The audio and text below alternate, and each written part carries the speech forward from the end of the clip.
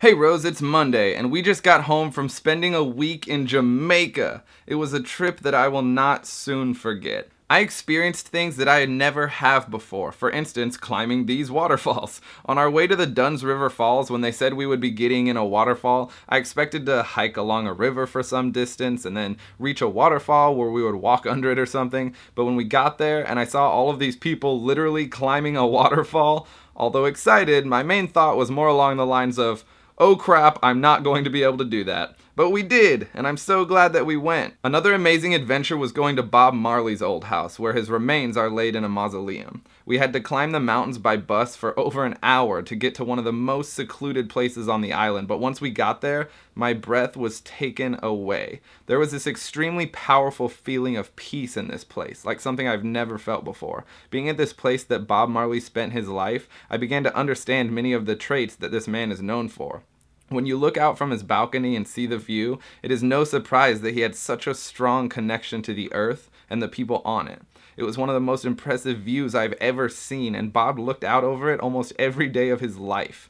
You could tell how powerful the energy of this place was by the fact that I felt a connection even with the strangers who were there. You would pass by someone and give each other a look and a smile that seemed to say, "I understand you, my friend. We are both here together."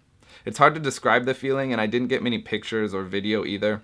The place just seemed a little too sacred and personal to steal it away in a picture, but I would say this. If you ever find yourself in Jamaica, go visit Bob Marley's house. I promise you, it will move you more than you would expect. Rose, we've traveled together a great deal and gotten to adventure and explore many different places. As anthropologists, we've gotten to experience different cultures and traditions, but Jamaica was arguably the largest cultural change that we have ever witnessed together. But I must be honest, the cultural differences were not at all what I would expect. Here's an example. Before we went, I was a little worried about Rose having dreadlocks and being in Jamaica. I imagined all these locals looking at Rose as some white American who was simply trying to appropriate their identity. But when we got there, my wrongness was almost comical. Everyone who saw Rose hugged her and said things like, "You are Rasta, you are one of us." What I mean to say is this: the people there were some of the best people I have ever encountered. It is part of their cultural identity to treat others like family.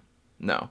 More than family. Everyone treats each other as if they were extensions of themselves. If someone else isn't happy, then you can't be happy, and it is everyone's job to make sure everyone is comfortable. I was blown away with the generosity and kindness of everyone around us. Being there changed the way that I think of other people. It was an extremely moving experience, and I will most certainly be returning one day.